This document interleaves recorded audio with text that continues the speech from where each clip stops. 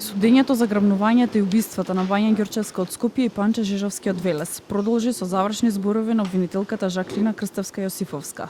Таа посочи дека овие морбидни настани ја потресоа македонската и пошироката јавност. Вчудо невидени дека од мала држава можат да се случат вакви тешки злодела. Според Крстевска Јосифовска, сторителите на злоделата, убиството на мало дете и пензионер на свиреп начин заслужуваат правна и длабока морална осуда. Убиство на дете не е само чин на суровост и бруталност, туку директен напад врз човечноста и општеството. Ниту еден од обвинетите не презел действија со кои би покажале реакција за човечко суштество, за да се прекине тоа. Напротив, продолжиле кон дете 9 одделение со ранец, дете кој ниту во сон не им сгрешило на обвинетите. Вања ја убиле така ладнокрвно, свирепо со монструозен план.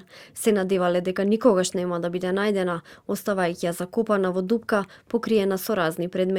Сите четворица обвинети имаат и своји деца, на кои со грабнување и убивање сакале да им обезбедат удобен живот, да им купат станови и да им направат свадби, да се веселат со најмилите. Обвинителката во завршните зборови го опишуваше и однесувањето на таткото на Вања, Александар Ѓурчевски, за време на истрагата. Таа посочи на одредени моменти кои според обвинителството се докажува дека тој помогнал на сторителите со тоа што давал информации за движењето на Вања во критичниот период. За одбраната, обвинителството оди во погрешен правец. Нема докази за Ѓурчевски и има пропусти во истрагата. Добивме само една сувопарна компилација на прочитани докази, не поврзани едни со други, а по однос на таткото, значи можам да кажам дека јавното обвинителство не докажа надвор од разумно сомнение дека го сторил кривичното дело, кое му се става на товар.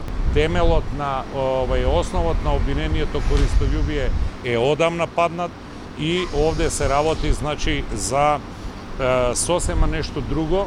Според мене лично дело извршено за да се внесе страф и немир во населението, особено во основните училишта, а кои биле мотивите, тоа е докрај нерасчистено поради една површна истрага и многу пропусти во истражната постапка. Следното рочиште е закажано за среда, на кое е предвидено обвинителството да проложи со завршните зборови, како и семејството на Панче Жижовски.